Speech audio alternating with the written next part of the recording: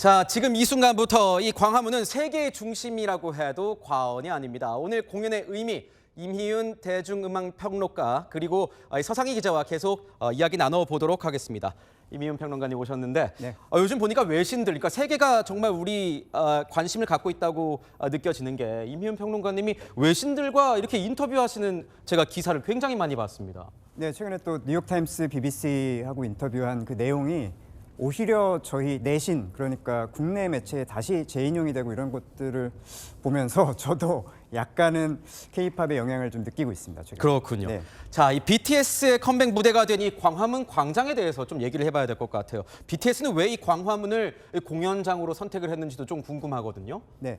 아무래도 뭐 한국 문화, 서울 이것의 중심이라고 하면은 마치 파리에 에펠탑이 있고 또 뉴욕의 메디슨 스퀘어 가든이 있듯이 뭐 쉽게 떠올릴 수 있는 어떤 그런 장소라고 할 수 있고요. 이게 사실 냉정하게 보면은 넷플릭스 행사잖아요. 넷플릭스에서 이제 라이브 생중계를 한 행사인데 넷플릭스 입장으로 한번 생각을 해볼 수도 있을 것 같아요. 작년에 가장 큰 관심을 모았던 게 이제 K-팝 데몬 헌터스였죠. 거기에 네. 보면은 남산 밑에 그런 공연장에서 큰 공연을 합니다. 이 지금 광화문의 입지를 보면은 인왕산이 보이고요. 그다음에 K-팝 데몬 헌터스에서 많이 봤었던 그런 처마가 굉장히 크게 있는 어떤 건물이 있습니다. 그 밑에서 화려한 공연을 합니다. 어떤 이런 컨셉트 자체가 넷플릭스가 캐대언으로 모았었던 인기 같은 것들을 BTS로 해서 이어가겠다 이런 의지도 읽힙니다. 아, 그렇군요. 그러니까 이 채널A 앞 광화문 광장이 지금부터는 K컬처의 어떤 랜드마크, 성지가 될 것 같다 이런 거군요. 캐대언의 실사판 같은 것들을 보여주겠다는 거죠. 그렇군요. 네. 자, 지금 이 상황에서요. 저희 해외 아미들 상황도 좀 지켜볼까요? 이 시각 광화문 외에 전 세계에서 이 BTS의 컴백 무대를 기다리는 팬들이 많습니다. 인도에 있는 이 인도에 있는 아미들 실시간으로 저희가 연결을 해봤습니다. 자, 우리 아미 팬들, 인도에 있는 우리 아미 팬들 나와 계신가요?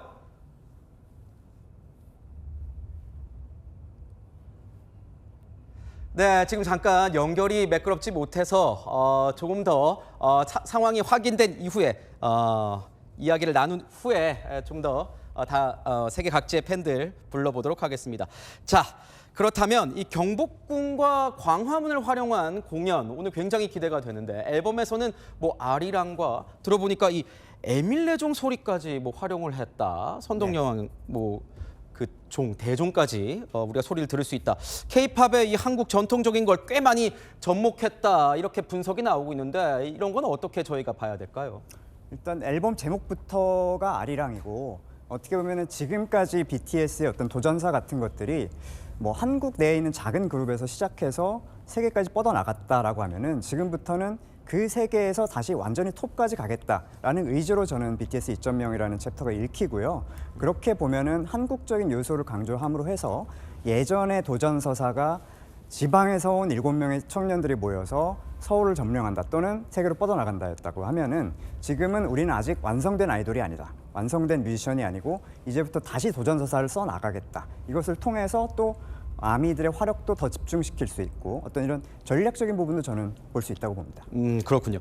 지금 서울 전체가 붉은 빛으로 물들어가고 있다 이런 느낌이 듭니다. 서상희 기자, 근데 보면 BTS를 대표하는 색깔은 보라색, 뭐 팬덤의 색깔 보라색이라고 흔히 알고 있는데 그래서 뭐 보라해라는 뭐 사랑의 느낌의 보라해라는 말도 쓰지 않습니까? BTS 공연에서 붉은 빛이 이렇게 쓰인 적이 있나 싶은데 이 붉은 빛 어떤 의미가 있는 겁니까? 실제로 말씀하신 것처럼 바로 어제부터죠. 서울의 주요 명소, 남산, 세비섬 이런 랜드마크들이 이 BTS의 이번 앨범 아리랑의 키컬러라고 할 수 있는 붉은색으로 물들었는데요. 이게 단순히 앨범의 키컬러가 아니라 아리랑 메시지를 함축했다 이렇게 분석을 할 수 있습니다. 아리랑은 어찌 보면 한국의 정서를 대표하는 노래잖아요. 또 붉은색은 흥이 담긴 색이라고도 할 수 있고 또 한복, 태극기, 에너지 이런 전달하는 이미지이기도 합니다. 말씀하신 것처럼 이번 BTS의 컴백은요. 이 30대 멤버들의 하나의 챕터가 넘어가는 앨범이기도 하거든요. 이 붉은 빛을 어떻게 무대에서 표현할지도 굉장히 관심사인데요. 이 멤버들이 가장 관전 포인트로 주목한 게 이 무대에서 어떻게 붉은 빛을 보여줄지 그 지점이었습니다. 네. 앞서 저희가 실시간 영상으로도 보여드렸지만 네모 형태, 오픈형 큐브 구조로 세워져 있는 모습을 지금 볼 수 있는데요. 네. 마치 액자처럼 프레임 안에 방탄과 광화문이 담기는데 오늘 이곳에서 이 붉은 아리랑이 어떻게 풀어낼지 오늘 아주 주목되는 관전 포인트가 될 것으로 보입니다. 그렇군요.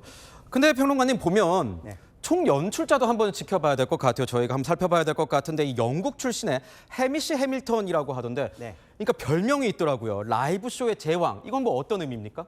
일단은 뭐 제일 유명한 건 2012년에 런던 올림픽 개폐회식 총연출자이고요. 아, 그렇군요. 네, 그리고 뭐 세계 최고의 스포츠 이벤트 또 부속 이벤트라고 할 수 있는 미국의 슈퍼볼 하프타임 쇼 2010년부터 지금까지 계속 총연출하고 있습니다. 뭐 레이디 가가, 켄드릭 라마, 에미넴 이런 분들이 이제 화려한 쇼를 다 연출을 한 분이기 때문에 어떻게 보면은 라이브 제왕, 라이브 연출의 제왕이다 이 말 걸맞은 그런 분입니다. 아, 그러니까 네. 오늘 무대는 거의 뭐 올림픽 개막식에 버금가는 그런 아주 다채로운 화면이 연출될 것 같다. 이런 분석이 가능할 것 같은데 서상희 기자 보면 굉장히 스케일이 기대되는 가운데 이렇기도 해요. 해외 제작진들의 모습 요 며칠 광화문에서 많이 보였습니다. 네, 저도- 공연, 네. 이번 공연 어떤 힌트 될 만한 거 취재된 게 있습니까? 저도 연출자의 이름을 듣고 어떤 무대로 연출이 될지 좀 궁금해서 스태프들의 SNS를 좀 찾아봤는데요. 네. SNS 사진 한 장을 좀 발견을 했습니다. 사진을 보면 호텔에요. 편집기가 설치가 돼 있고 이 스텝이 호텔을 떠나지 않은 지 3일째라는 글을 올리기도 했는데요. 여기서 좀 힌트를 얻고 싶었는데 팬들이 댓글을 달았습니다. 이게 무슨 장면이냐? 어떤 무슨 장면? 장면이냐? 네. 근데 댓글을 제가 다시 읽어보니까요. 이게 사실 생방송이지만 많은 곡과 샷, 장면들이 미리 연출이 돼 있기 때문에 내가 지금 대본을 쓰고 있는 거다.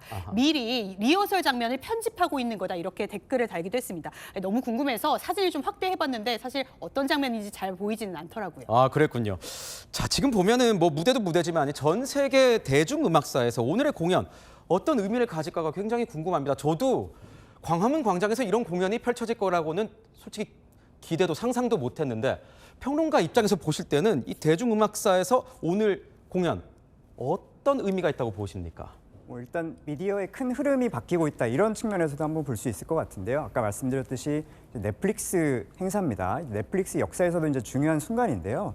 이 라이브 콘서트 한 단일 가수의 라이브 콘서트를 190개국 생중계하는 거 처음입니다. 네. 이거를 BTS 그리고 광화문으로 무대를 설정을 했고요.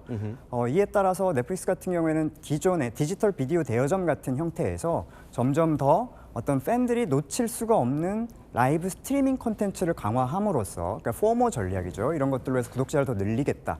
이런 흐름이 보이고 있기 때문에 지금 광화문은 전 세계 미디어의 약간 변화의 흐름 속에서 리트머스 시험지다. 이렇게도 저는 좀 보입니다. 아, 전 세계 흐름에서 굉장히 선도하는 역할을 하고 있다. 이런 분석을 해주셨습니다. 제가 요즘에 BTS 이 공연 앞두고 외신 굉장히 많이 찾아봤어요. 네. 영국의 가디언지나 미국 블룸버그 등 보니까 BTS 공연에 우리나라만큼이나 관심이 많이 가지고 있더라고요. 이 외신 평가 이번 공연을 BTS 공연을 테일러 스위프트라는 이 미국 가수 에라스 투어 공연에 굉장히 비유를 하던데 이건 어떤 의미가 있는 겁니까? 장소나 경제적 효과, 그 파급력 이런 것들에 대해서 좀 비교를 하고 있는데요. 이 에라스 투어, 그러니까 가수 테일러 스위프트의 에라스 투어는 한 공연마다 창출한 금액, 경제적 효과가 뭐 하나로 750억 원 정도였다 이런 분석도 있습니다. 네. 그런데 이 지역에 걸쳐서 경제 활성화됐다는 의미뿐만이 아니라 굉장히 비슷한 점도 있습니다. 테일러 스위프트는요, 전 세계 주요 스타디움 투어를 했죠. 네. 근데 이번에 BTS는 대한민국의 중심, 상징거리인 광화문 광장을 택했습니다. 테일러 스위프트는요, 이후에 극장판 개봉을 선택을 했다면 BTS는 실시간으로 160개국의 생중계가 된다는 점에서 조금 비슷한 듯 다른 점도 있습니다. 야, 전 세계에 이렇게 된다고 하면 지금 안방에서 TV를 보고 있는, 지켜보고 있는 아미들도 굉장히 많을 것 같습니다. 근데 보니까요, 저희가 바로 오픈 스튜디오고 바로 앞이 이제 공연장이 될 텐데 보통 아이돌 그룹이라고 하면 젊은 팬층이 많다. 이게 일반적인 생각입니다. 그런데 보면 광화문 주변 오늘 나이, 뭐 성별, 연령 불문하고 다 모였어요. 이건 평론가적인 입장에서 보셨을 때 어떤 의미가 있다고 보십니까? 좀 다른 것 같아서 그래요. 네. 일단은 아이돌이라고 하면은 굉장히 어린 이미지가 강합니다. 네. 팬들은 더 어릴 것 같습니다. 하지만 방탄소년단 데뷔가 2013년이니까 거의 지금 13년 됐습니다. 데뷔 13년 차라서 팬들도 같이 나이를 먹은 그런 측면도 있고요.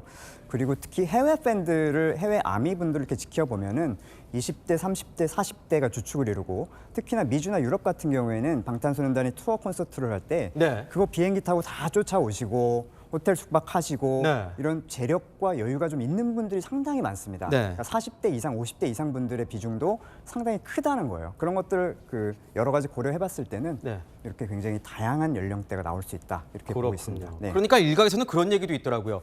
방탄 플러스 이코노믹스에서 방탄오믹스라는 얘기도 나오더라고요. 그렇죠. 맞아요.